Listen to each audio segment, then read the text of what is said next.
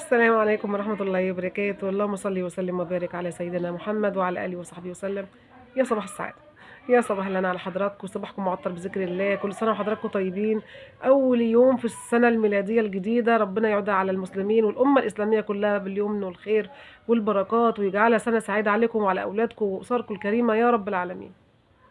ناس كتيرة جدا تقول لك بلاش نحتفل بالسنة الجديدة الميلادية، نحتفل بالسنة الهجرية. يا جماعة دي سنة هتعدي علينا وتروح من عمرنا، ودي سنة هتعدي علينا وتروح من عمرنا، فمش فارقة. طبعا احنا مسلمين والمفروض السنة الهجرية أفضل فعلا بالنسبة لنا، بس برضو السنة الميلادية داخلة علينا هي السنة، فربنا يجعلها سنة سعيدة على حضراتكم جميعا يا رب العالمين. وحشتوني جدا، يا رب تكونوا بخير. خصوصا بقى ان الفيديو الاخراني اللي هو بتاع علم ابنك ده ناس كتير جدا اتبسطت منه قوي، قالت لي يا ريت تعملي كمان واحد زيه.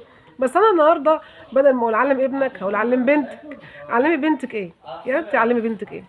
تربينا في بيوتنا زي ما انتم عارفين حضراتكم، الجيل اللي هو الوسط ده طبعا القيمة والقامة لحضراتكم جميعا.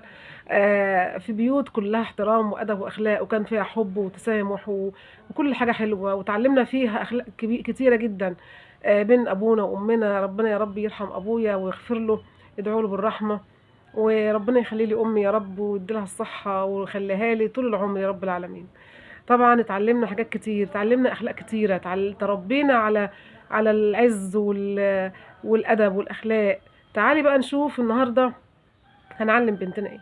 لما يكون عندي بنت اعمل ايه في تربيتها؟ اربيها ازاي؟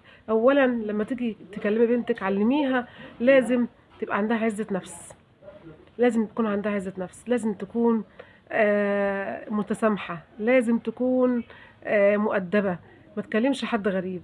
علميها ان الراجل الوحيد اللي يقدر تتكلم معاه وتتهزر معاه وتضحك معاه هو ابوها او اخوها، غير كده اي حد بره لا.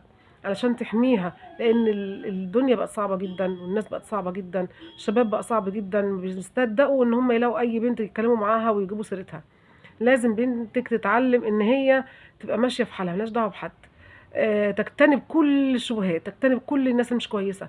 تصاحب الناس الكويسه عشان تبقى كويسه زيهم، بلاش تمشي مع حد مش كويس. علمي بنتك ان هي تبقى متسامحه وخجوله، الخجل في الست مطلوب. علمي بنتك ان هي تساعدك في البيت علشان لما تكبر وتبقى عروسه كده ان شاء الله وتمسك بقى بيتها ويبقى لها اولاد وبيت وزوج، ما تاثرش في حقهم.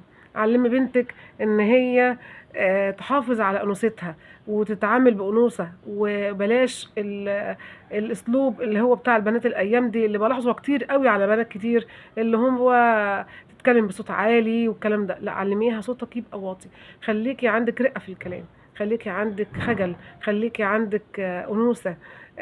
دايما لما حد يجي يتكلم معاكي لازم يعرف ان انتي بني ادمه حنينه، بني ادمه خجوله، بني ادمه محترمه في كلامك. مش معنى ان انا اكون محترمه لما اقعد مع حد اقعد ساكته وما اردش عليه ويكلمني ما اردش عليه، لا ابدا.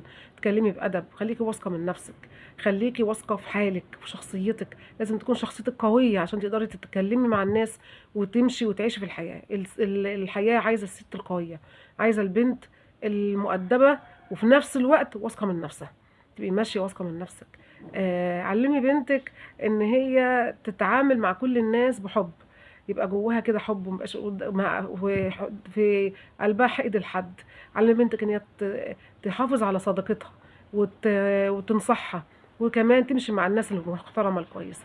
علمي بنتك ان هي حته جوهره، حافظي على نفسك عشان انت جوهره. جوهره يعني ايه؟ يعني انت بنوته كده، يعني اعتبري نفسك ان انت يعني فيكي ميزه كبيره جدا. انت خليكي كده انثى رقيقه حلوه، الناس كلها تبص لها كده من بعيد تقول دي حته جوهره. جوهره بخجلها، جوهره باحترامها، جوهره بكلامها، جوهره باسلوبها، جوهره بثقه الناس فيها، جوهره بشخصيتها القويه اللي تقدر تتعامل مع اي مشكله حصلت تحصل لها. علمي بنتك انها تعتمد على نفسها، عوديها ان هي تبقى قدها لما يحصل لها اي موقف بره البيت وهي في اي درس هنا ولا هنا.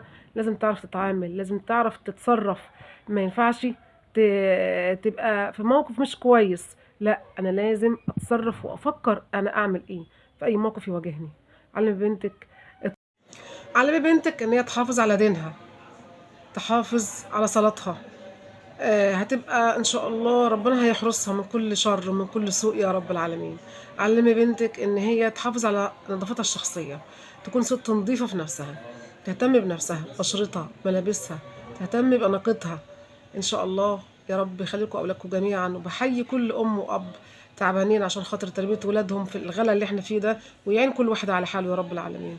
تحياتي لحضراتكم، كل سنة وحضراتكم طيبين مرة تانية، والسلام عليكم ورحمة الله وبركاته.